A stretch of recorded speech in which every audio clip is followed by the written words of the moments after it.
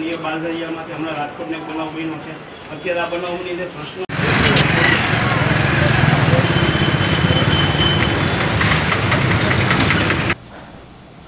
રાજકોટ ગ્રામ્યના ધોરાજીમાં કોળી સમાજના યુવકની સરા જાહેરમાં કુહાડીના ઘા ઝીંકીને આરોપીઓ દ્વારા હત્યા કરી દેવામાં આવતા કોળી સમાજમાં ભારે આક્રોશ ફાટી નીકળ્યો છે.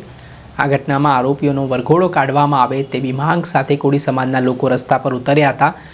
ને શું આખો વિવાદ છે, કેમ વાત હત્યા સુધી પહોંચી, વિગતે વાત કરીએ.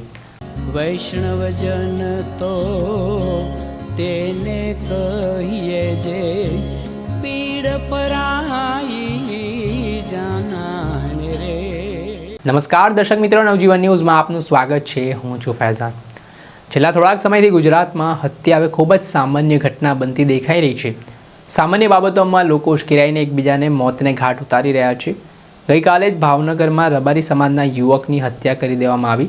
તે ઘટનાની સાહી હજી સુકાઈ નથી, ત્યારે રાજકોટ ગ્રામ્યના ધોરાજીમાં કોળી સમાજના યુવકની કુહાડીના ઘા ઝીંકીને હત્યા કરી દેવામાં આવી. હવે જે ઘટના સામે આવી છે હત્યા, તેની પાછળનું કારણ છે જે મૃતક છે વિવેક બારૈયા, તેના પિતા પરેશ બારૈયાએ પીઆર આંગણિયા પેઢીમાંથી જે 3 લાખ કરતાં વધારે રકમ લીધી હતી તે પરત આપવા બાબતે આ પીઆર આંગણિયા પેઢીના માલિકો અને પરેશ બારૈયા વચ્ચે વિવાદ ચાલી રહ્યો હતો. આ વિવાદમાં થોડા દિવસ પહેલાં પીઆર આંગણિયા પેઢીના જે આરોપી માલિકો છે તેમનો ફોન આવે છે ને ટેલિફોનિક વાતચીતમાં તેમને જાનથી મારી નાખવાની ધમકી આપવામાં આવે છે.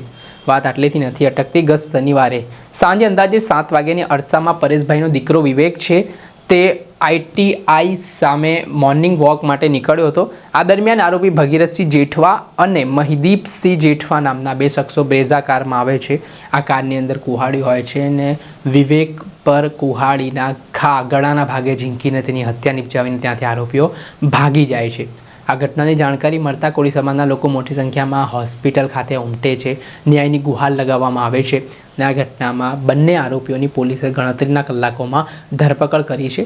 સાથે જ કોળી સમાજના લોકોએ એક વિશાળ રેલી ધોરાજીમાં કાઢી, જેમાં આરોપીઓનો વરઘોડો કાઢવામાં આવે ને આ કેસમાં નિષ્પક્ષ અને તટસ્થ તપાસ કરીને કાયદેસરની કડકમાં કડક કાર્યવાહી કરવામાં આવે તેવી માંગ પણ ઉઠી છે.